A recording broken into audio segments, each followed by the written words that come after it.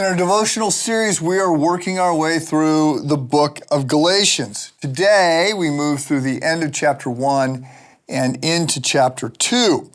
And as we do so, I want to point out not just what Paul is saying, but I want to move towards some assumptions that he is making that are so big that he doesn't even state them. They're just simply assumed. But we need to see them because they're increasingly different from the assumptions that we make today.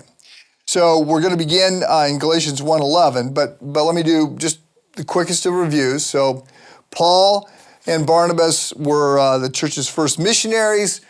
Early on their first venture out, they go into northern Turkey where they plant a number of churches in this area known as Galatia. After they got these churches up and running, they went on to do it in other places.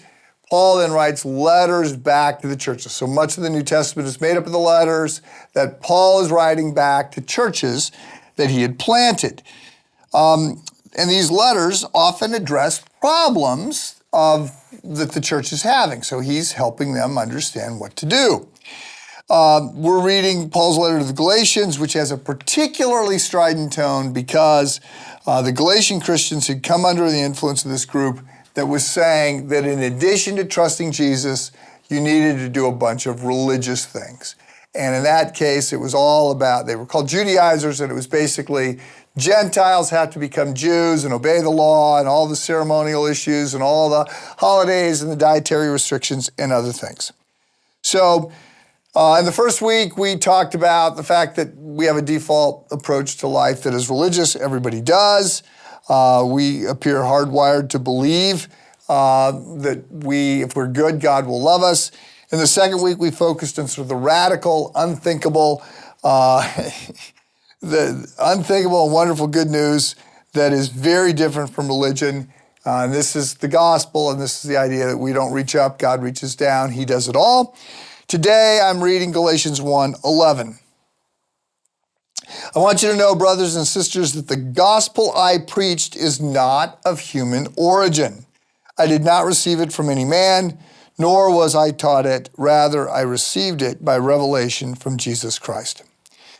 So these two verses are going to serve as the basis for the rest of chapter 1 and the first half of chapter 2, which is an extended section in which Paul tells his story.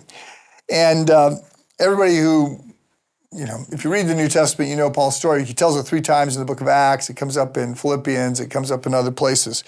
And it pops up here.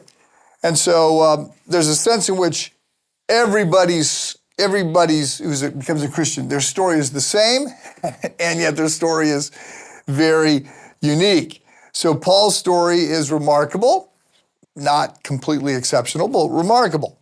So he says, I used to be crazy religious, more religious than anyone else. I hated Christians. I thought Jesus was this uneducated, hick, this hayseed from Galilee who was from a family of nobodies, and that he was so inept that he allowed himself to get caught into this controversy between the Sadducees and the Pharisees and put to death because of it. And then this story was kept alive by these uneducated fishermen and hysterical women running around talking about this crazy idea that he'd been resurrected.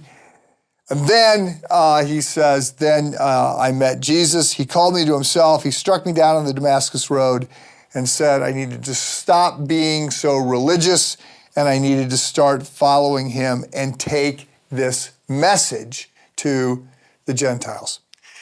So Paul is telling his story, as we'll see, in a way that pushes back on those who are against him, those who are challenging him, those who are undermining his claims to be an apostle and to have insight. So we're going to see that. He is going to say his critics may be nice and well-groomed, but that they're absolutely wrong and they're doing a lot of damage and should be run out of town. So we'll continue with Paul's story tomorrow. Have a good day.